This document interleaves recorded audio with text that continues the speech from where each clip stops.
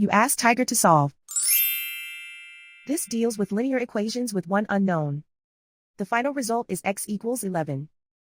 Let's solve it step by step. Simplify the expression. Simplify the arithmetic.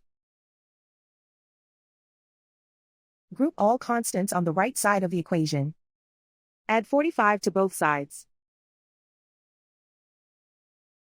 Simplify the arithmetic.